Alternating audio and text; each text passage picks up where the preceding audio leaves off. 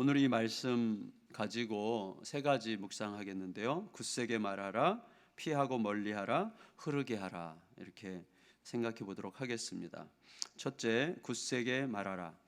8절에 시작할 때 이 말이 미쁘도다 이렇게 이야기하고 있습니다. 이 말이 미쁘도다. 미쁘다 이 말이 뭔지 아시죠? 신실하다, 신실하고 진실되어서 참 신뢰할 만하다, 이제 그런 말씀이죠. 어떤 말이 이렇게 신실하고 진실되어 신뢰할 만하다고 말하는 것입니까? 어제 큐티 본문과 관련이 있다고 생각이 됩니다. 어제 큐티 본문 3절에서 6절에서 언급한 말씀인데요. 이거 기억하라는 거죠. 우리가 어떤 존재였는지, 우리가 과거에 어떤 존재였는지 잊어버리면 안 되는 거죠. 그레데 사람들과 별반 다를 바 없었던 우리를 하나님께서 어떻게 다루셨는지, 제가 이 부분 묵상하면 생각이 났어요. 우리가 보통 이렇게 생각할 때 이제 너나 나나 뭐 이런 거 이렇게 생각할 때 있잖아요. 야, 너나 나나 뭐 이렇게 생각할 때가 그때 언제 생각하나 생각해 봤더니요. 질투심 있을 때 생각하는 거예요. 근데 사도 바울의 문맥을 보면 그런 말은 질투심이 있을 때 쓰는 말이 아닌 것 같아요. 그런 말은 자만심이 있을 때 쓰는 말인 것 같아요. 내가 누군데 이렇게 생각될 때 나나 너나, 그래서 그레데 사람과 별반 다를 바 없는 우리가 뭐 그레데 사람들보다 대단히 훌륭한 사람이어서 그들과 구분되는 게 아니잖아요. 그레데 사람들과 별반 다를 바 없었던 우리들을 하나님께서 어떻게 다루셨는지, 그래서 우리를 어떻게 영원한 상속자가 되게 하셨는지에 관한 그 모든 말씀이 참으로 감사하다, 참으로 미쁘다, 이렇게 이야기하는 것입니다. 우리의 신분을 바꿔주신 그 일방적인 은혜 안에 담겨있는 단어들이 쭉 나열이 됐어요. 우리의 신분을 바꿔주신 그 은혜죠. 그 단어들 안에 담긴, 그 은혜 안에 담긴 단어들이 쭉 나열됐는데, 하나님의 자비, 사람 사랑하심, 성령의 새롭게 하심, 성령을 풍성히 부어주심, 영생의 소망, 상속자, 이 단어들을 좀 묵상해 보세요. 마음속에 담아 보세요. 그러니까 내 마음속에 흐르는 단어들이 뭔지를 생각해 보시면서 내 마음속에 흐르는 단어들을 좀 내보내고 이 단어들을 좀 초대해 보세요. 하나님의 자비, 하나님의 사람 사랑하심, 하나님께서 보내신 성령의 새롭게 하심, 성령을 풍성히 부어주심, 영생의 소망, 상속자의 영광. 자, 이런 것들이 우리들의 마음속에 이렇게 들어오게 해보세요. 딴 거 생각하지 마시고, 지금 저에게 하는 말인데 딴 단어들이 속에서 막 이렇게 돌아다니게 하지 말고 다 좀 잠깐 나가 있으라고, 계속 나가 있으라고 그러고 이 단어들을 초대하시면 좋겠어요. 하나님의 자비, 사람 사랑하심, 성령의 새롭게 하심, 성령을 풍성히 부어주심, 영생의 소망, 상속자의 영광. 이 단어들이 우리 속에서 계속 작동하면서 우리를 움직이는 힘이 돼야 돼요. 그런데 생각해 보면요, 이런 단어들 중에 그 어떤 것도 우리들의 의지와 상관이 없는 거예요. 모두 다 우리의 의지나 우리의 실력이나 우리의 공로와 아무 상관없이 우리를 향해서 하나님으로부터 일방적으로 달려온 은혜의 얼굴들이라고 할 수 있어요. 우리의 의지나 실력과 공로와 아무 상관없이 우리에게 달려온 너무나 놀라운 하나님의 은혜죠. 그게 미쁘다는 거예요. 이게 너무 귀하다, 이게 너무나 신뢰하고 신뢰할 만하고 너무나 존귀하다, 이렇게 지금 얘기하는 거죠. 따라서 이런 것들을 굳세게 말하라는 거예요. 이런 것들을 우리가 굳세게 말해야 될 것은요, 하나님이 이루신 일이죠. 하나님이 누구신지, 하나님이 어떤 일을 이루셨는지, 우리가 과연 어떠한 사람이었는데 우리에게 이런 은혜가 주어졌는지를 계속해서 굳세게 말해야 되는 것이에요. 굳세게 그 하나님의 은혜를 계속해서 묵상하게 해야 돼요. 그래야만 우리가 중심을 잡습니다. 확고하게, 굳세게 말하라는, 확고하게 단언하라는 말인데 이유가 있어요. 이유가 뭐냐면 8절 중반절에 이렇게 얘기했어요. 너는 이 여러 것에 대하여 굳세게 말하라. 이는, 그 이유가 뭐예요? 하나님을 믿는 자들로 하여금 조심하여 선한 일을 힘쓰게 하려 함이라 그랬어요. 여러분 보세요. 우리가 이 말을 굳세게 듣지 않으면, 정말 확고하게 마음에 담지 않으면, 내 공로, 내 의지, 내 노력, 내 수고와 아무 상관없이 하나님은 일방적으로 정말 우리가 감당할 수 없는 그의 자비와 사람 사랑하심과 성령을 부어주심과 성령으로 풍성케 하심과 영원한 소망과 생명과 상속자 되게 하심을 우리에게 일방적으로 부어주셨다는 사실을 절대 잊지 말아야 조심하여 선한 일을 행할 수 있는 거예요. 이게 무슨 말이죠? 선한 일을 행하는 데는요, 반드시 조심해야 된다는 거예요. 제가 저를 돌아보니까 느끼게 되더라고요. 왜냐하면 선한 일인데 결국 선하지 않은 일이 너무 많은 거예요. 선한 일인데 선하지 않은 일이 너무 많은 거예요. 다른 사람들을 정말 열심히 충성스럽게 잘 섬겼습니다. 제가 열심히 목회를 했습니다. 알고 봤더니 자기 존재감 확인이에요. 알고 봤더니 인정 욕구예요. 알고 봤더니 안정 욕구예요. 알고 봤더니 자기 성취감이에요. 알고 봤더니 자기 만족이에요. 선한 일이 안 되는 거예요. 그것은 결국 내 일이 되는 거예요. 선한 일은 뭐죠? 그리스도께서 하시는 일이 선한 일이에요. 그리스도께서 하시는 일이 선한 일인데 다 내 일이 되는 거예요. 겉으로는 선한 일이에요. 근데 알고 봤더니 내 일이었어요. 평소에는 몰라요. 어떤 극심한 어려움에 봉착하게 되면 순식간에 그 얼굴이 딱 드러나게 됩니다. 그래서 선한 일이 결국 선하지 않은 일로 순식간에 변질되는 거예요. 따라서 뭐라고 얘기해? 조심하여 선한 일을 힘쓰게 하라. 선한 일을 하려면요, 조심해서 해야 돼요. 그래서 뭐예요? 늘 물어봐야 되는 것이죠. 지금 내가 무슨 동기로 하고 있지? 과연 내가 뭘 위해서 하고 있지? 과연 어떤 힘에 의해서, 어떤 목적을 위해서 이 일을 하고 있지? 이걸 계속해서 조심해서 들여다보면서 감당하는 것을 말하는 거죠. 우리가 너무나 잘 아는 거, 가인과 아벨의 제사. 아벨의 제사가 겉으로 가인의 제사가 겉으로 아벨의 제사보다 못한 거 하나도 없었을 게 틀림없습니다. 더 귀하죠. 곡식의 제사가 더 귀하죠. 그 당시에는 뭐 곡식이 더 귀한 거예요. 근데 우리는 몰라요.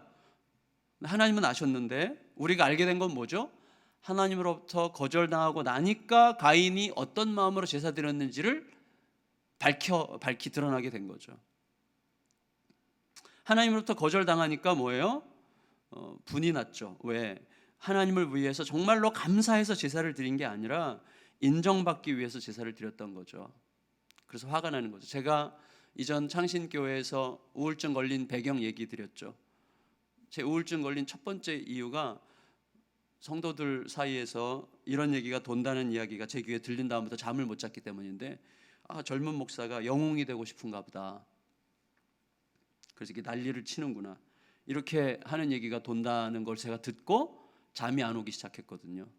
결국 주님께서 깨닫게 하신 게 뭐냐면 그게 맞는 얘기라는 거예요. 그게 맞는 얘기라는 거예요.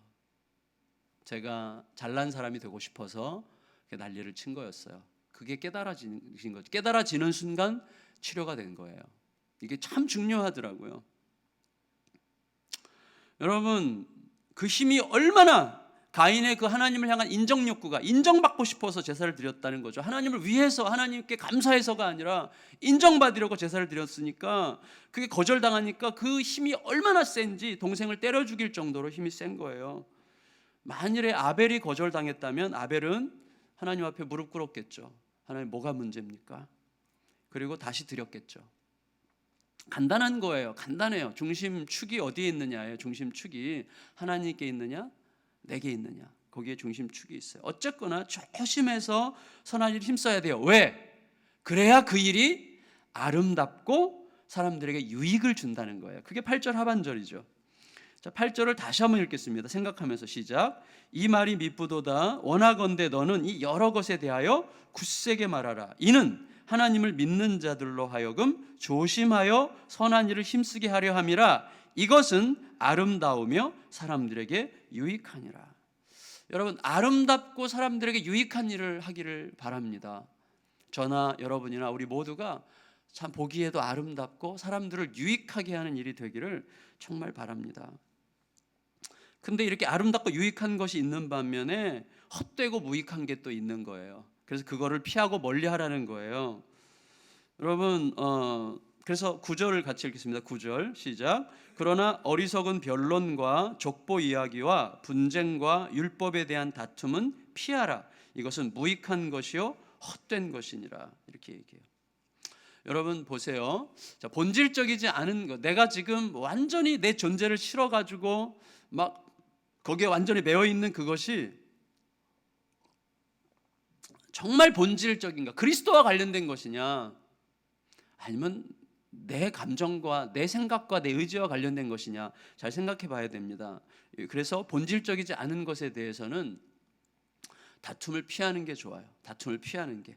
제가 넘어질 때는 항상 본질적이지 않은 것에서 다툴 때더라고요. 여러분 특히 계속적인 논쟁이 계속 공회전 되죠. 공회전. 계속 차가 앞으로 가야 되는데 엔진은 도는데 차가 안 가요. 공회전이죠. 공회전하게 되는 게 있어요. 뭐예요? 어리석은 변론, 족보 이야기, 분쟁, 율법에 대한 논쟁 이런 것들이에요. 당시 거짓 교사들은요, 인간과 하나님 사이에 중간 세계가 있다는 식으로 가르쳤대요. 그래서 그 중에 누가 더 높은가, 누가 더 천상의 존재와 가까운가, 그래 천사들의 족보도 만들고 사람들 중에서 누가 더 하나님과 가까운가, 뭐 이런 식의 근거 없는 논쟁을 일삼았다고 해요. 사람들의 상상이 얼마나 유치한지 아시죠? 우리들의 상상이 정말 유치하죠.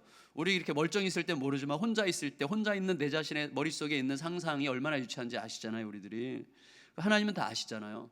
제가 신학교 다닐 때 우리 교회사 교수님으로부터 들었던 지금도 생생하게 기억 남는 제일 유치한 논쟁, 중세시대 때 신학자들 사이에서 뭐 바늘 끝에 천사가 몇 명이나 올라가느냐 이런 거 가지고 뭐 한참 논쟁했다고 하는데 정말 유치하죠. 사람은. 근데 신학자들이 그런 논쟁을 할 수 있는 게 사람이에요. 여러분, 이 모든 사치스러운 지적 호기심과 논쟁의 근본에 결국 뭐가 있어요? 내가 옳다는 거예요. 결국 내가 옳다. 자기 의의 확인, 자기 존재감의 욕망이라는 게 항상 거기 있어요. 여러분, 대체로 현학적인 논쟁들이 언제 발달했어요? 살만할 때예요. 살만할 때, 스스로 힘을 느낄 때, 자신감을 느낄 때, 그때 현학적인 논쟁들이, 쓸데없는 그런 논쟁들이 발달하게 되는 것입니다. 물론 그런 어떤 주제들에 대한 논쟁을 통해서 인류가 발달하는 것도 틀림없이 있지만 굉장히 쓸데없는 논쟁들이 항상 그렇게 사치스러운 파티 속에서 시작되는 것, 술과 파티 속에서 그런 논쟁들이 일어나는 것이죠. 이런 변론과 분쟁들은요, 그 주제나 대의 명분이 아무리 거창해도 결국은 어디에 가닿아요? 자기가 옳다는 것을 확인하려는 욕망에 불과해요. 대체로 논쟁의 결과들은 거의가 쓰레기죠. 사실은 제가 전에 말씀드렸었어요. 이전 교회에서 사역할 때 우리 10수명의 당회원들이 수개월에 걸쳐서 논쟁을, 모일 때마다 논쟁을 했고 막 각자 공부해 갖고 논쟁했는데 결국 결론이 안 난 게 있어요. 교회에서 드럼을 쳐도 되는가, 이것 가지고 거의 6개월을 논쟁을 했는데 정말 저는 너무 힘들었어요. 근데 저도 그 논쟁 한가운데 있었다는 거. 다 의미 없는 논쟁이었어요. 왜? 결론은 안 나는 거예요. 결국은 자기 확신과 자기가 더 옳다는 것에 대한 주장을 할 뿐이기 때문에 이건 절대 결론이 안 나고, 다른 사람에게 내 의견을 굴복해서 맞다, 당신이 옳을 수도 있다, 이렇게 말할 수가 없는 주제예요. 우리들은 결국요, 정말 깨닫게 되는 건 뭡니까? 저를 비롯해서 우리 모두가 결국 깨닫게 되는 것은 우리는 자기를 섬깁니다. 우리는 하나님 섬기지 않으면 자기 섬기게 되어 있어요. 무서운 거예요. 정말로 무서운 거예요. 그래서 비본질적인 것에 목숨 거는 논쟁과 변론은요, 정말 단호하게 피해야 됩니다. 도망가야 돼요. 도망가고 멀리하라, 이렇게 얘기해요. 멀리하려 해야 될 게 또 뭐 이단에 속한 사람과 변론하는 거예요. 이단에 속한 사람과 대화는 불가하다고 지금 바울은 디도에게 이야기하고 있습니다. 그 사람이 진실로 돌이키고자 하는 마음이 있다면 모를까, 대부분의 경우에는 논쟁하다가 끝나는 거죠. 따라서 한두 번 훈계한 다음에는 멀리하라고 하는 거예요. 여러분 잘 생각하세요. 멀리한다는 말은요, 무책임하게 버린다는 의미보다는 내 자신의 연약함을 인정하고 주님께 맡긴다는 의미예요. 그게 멀리한다는 뜻이죠. 무책임하게 버린다는 의식 속에 있으면 안 됩니다. 왜냐하면 우리 중에 가끔 그렇게 생각할 때가 있어요. 이단에 속한 자를 멀리하는 것에 어떤 죄책감 비슷한 것을 느끼면서 끝까지 책임지려고 하는 것은요, 자칫하면 영적인 자만심이나 혹은 메시아 컴플렉스일 가능성이 있습니다. 내가 할 수 있을 것 같고, 내가 섬겨야 될 것 같고, 내가 어떻게 해서든 저 사람을 살려야 될 것 같은 생각인데, 성경은 한두 번 훈계한 다음에 멀리하래요. 너 주제를 알라고 하세요. 너가 할 수 없다는 거 인정하라고 하세요. 너가 주인이 아니라는 사실 너 인정해. 하나님께 책임을 맡겨라. 하나님께서 하실 거라고 맡겨라. 이렇게 이야기하는 거예요. 참 미묘한 부분이죠. 정말 미묘한 부분입니다. 매우 주의 깊게 성찰해야 해요, 우리 자신을. 따라서 하나님의 거룩한 구원의 이야기에 대하여 굳세게 말하는 것이나 또 피하고 멀리하는 것이나 참으로 중요한 것은 항상 뭐예요? 나의 내면을 정직하게 항상 신실하게 들여다보는 거예요. 내가 나의 의, 나의 공로, 나의 존재감을 쫓고 있는 것인가? 아니면 참으로 하나님을 섬기고자 하는 것인가? 여러분 생각해 보세요. 한두 번 훈계한 다음에 멀리하라. 여기서요, 인간에 대한 사랑을 들고 나오면서 그럴 수가 있는가? 끝까지 목자가 한 마리 잃어버린 양을 찾아서 끝까지 목숨을 걸어야지 도대체 말이 됩니까? 라고 말하는 사람이 명분을 얻는 거예요. 사람들이 거기에 마음을 다 줄지도 몰라요. 근데 무서운 거예요, 사실은. 성경은 주님께 맡기래요. 주님께 맡기래요. 그러니까 우리가 할 수 있는 일은 제한되어 있어요. 내가 책임지려고 하지 말아야 됩니다. 그래서 항상 내 가슴에 대해서 질문해야 돼요. 내가 나의 공로, 나의 의, 나의 존재감, 할 수 있다는 어떤 자기 자신감, 이런 것들을 쫓고 있는 것인가? 아니면 정말로 하나님을 섬기고자 하는 것인가? 이걸 계속 물어야 됩니다. 그걸 늘 살펴야만 돼요. 자신에게 속지 않도록 늘 기도하면서 자신의 내면을 주님의 말씀에 비춰봐야 되는 것이죠. 세 번째로 흐르게 하라 입니다. 여러분, 예수님은요, 자신의 모든 것을 우리에게 흘려보내셨어요. 그런데 예수님은 우리에게 흘려보내셨을 뿐만 아니라 예수님 자신도 제자들이 예수님과 함께 있어 주기를 원하셨고, 예수님을 위해서 기도해 주기를 원하셨고, 끝내 예수님 대신에 이 땅에 남아서 예수님의 남은 모든 사역을 감당하기를 원하셨어요. 그래서 어떻게 해요? 자신을 스스로 자기 백성들에게 의존하는 존재로 남기셨어요. 못 하시겠어요? 아니잖아요. 근데 예수님은 자기 백성에게 의존해 있으세요. 나의 남은 일을 너희가 할 것이고 내가 했던 것보다 더 많이 더 잘할 거다, 이렇게 말씀하고 떠나시지 않았습니까? 여러분, 이 흐르게 하는 사역, 내 것이 너에게 흐르고 너의 것이 나에게 흐르게 하는 사역, 서로가 서로에게 의존되게 하는 사역, 이게 하나님의 부요하심이죠. 그래서 우리에게 모이게 하셨어요. 교회는요, 누구 특정한 사람이 주도해서 그 사람이 막 끌고 가고 능력을 발휘해서 되는 교회 공동체가 아니에요. 그러면 그 교회는 반드시 망하는 거죠. 여러분, 몇만 명, 몇십만 명이 모이는 거고 아무 상관이 없습니다. 작거나 크거나 서로가 서로에게 의존해 있는 공동체여야 돼요. 예수님께서 가르쳐 주셨어요. 그래서요, 목사가 일방적으로 성도들에게 쏟아붓기만 하는 존재가 되면 금방소진돼서 아무것도 할 수 없어요. 일방적으로 쏟아붓기만 할 만한 것도 별로 없기도 하지만, 그런 구조는요, 결국 종속적 구조를 만드는 거예요. 종속적 구조. 그래서 여러분, 우리 함께 동역하는 목사님들과 이렇게 나누어서 하는 것에 대해서 여러분 굉장히 기뻐하셔야 됩니다. 그게 중요하고 건강한 거예요. 그리고 목자와 양의 관계를 생각해 보면요, 목자와 양은 서로를 지향해야 돼요. 서로를 지향해요. 서로를 의지하는 존재예요. 우리가 알듯이 목자는 양을 끝없이 돌보지만 동시에 양의 젖을 먹고 사는 거예요. 목자는 양의 젖을 먹고 힘을 얻는 것입니다. 양이 목자를 절대적으로 필요로 하는 것처럼 목자도 양이 필요한 거예요. 목자도 양이 필요해요. 양이 없이는 목자도 없어요. 그러니까 복음은 나에게로 흘러와서 누군가에게로 흘러가는 거예요. 내가 누군가에게로 흘려보낼 때 내가 소모되는 것이 아니라 살아나요.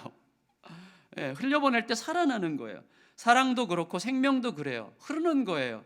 삶은 흐르게 하는 거예요. 나에게로 흘러올 때 생명이 되는 것처럼 나를 통해 그에게로 흘러갈 때 그의 생명이 될 뿐 아니라 나의 생명도 되는 거죠. 그래서 사람도 물질도 시간도 이런 방식으로 계속 흐르게 하는 거예요. 바울이 지금 그거 얘기하고 있는 것 같아요. 바울은 디도가 보고 싶었어요. 디도가 보고 싶었어요. 그래서 기도를 통해서 위로받고 힘을 얻고 싶었어요. 저도 요즘에 정말 만나고 싶은 친구가 있는데 부산에, 요새 시간이 없어서 못 가는데 어떻게 시간 내서 가서 하루라도 같이 자고 싶어요. 신부님인데 신부님 여러분, 누군가를 만나고 싶을 때가 있어요. 그 친구 만나면 아무 말 하지 않아도 가만히 있어도 힘이 되고 위로가 되고 눈물이 흐르고 마음이 흐르는 그런 사람이 있죠. 아마 바울에게는 디도가 그 중에 한 사람이었던 것 같아요. 디도가 보고 싶어가지고 그래서 니고볼리라는 곳에서 겨울을 함께 보내고 싶었던 것 같아요. 그래서 디도의 목회지, 디도가 그러면 목회지를 떠나야 되잖아요. 그러니까 그 떠난 그 빈자리를 대신 이제 두기고가 그동안 사역해 달라고 두기고를 보내는 거죠. 그래서 사람을 오게 하고 가게 하는 거예요. 12절 읽겠습니다. 12절 시작. 내가 아데마나 두기고를 내게 보내리니 그때 내가 급히 니고볼리로 내게 오라. 내가 거기서 겨울을 지내기로 작정하였노라. 이 말이 참 좋게 들려요. 그리고 나서는 무슨 얘기합니까? 순회 선교사인 세나와 아볼로가 자신들의 사역을 위해 급히 이동할 때 그들의 필요를 채우라고 부탁하고, 또 사람들로 하여금 필요한 것을 준비하는 좋은 일에 힘쓰기를 배우라고 권합니다. 13절 14절 읽고 마칠게요. 시작. 율법교사 세나와 및 아볼로를 급히 먼저 보내어 그들로 부족함이 없게 하고, 또 우리 사람들도 열매 없는 자가 되지 않게 하기 위하여 필요한 것을 준비하는 좋은 일에 힘쓰기를 배우게 하라. 이것은 결국 다 잘 받고 잘 흐르게 하는 일에 힘쓰도록 배우게 하라, 그런 말로 들립니다. 여러분, 사역을 위해서 뭔가를 준비하는 것, 또 누군가의 사역을 돕기 위해 물질과 시간과 에너지를 준비하는 것 등을 포함하는 말이죠. 사람도 흐르고 물질도 흐르고 시간도 흐르는 것입니다.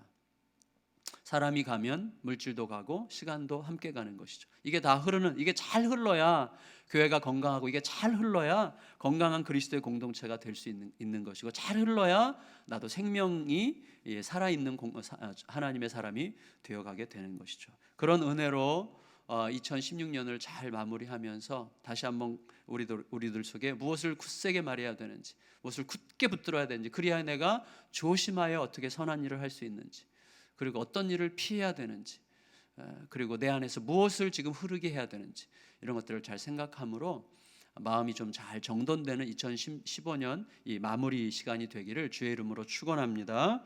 우리 같이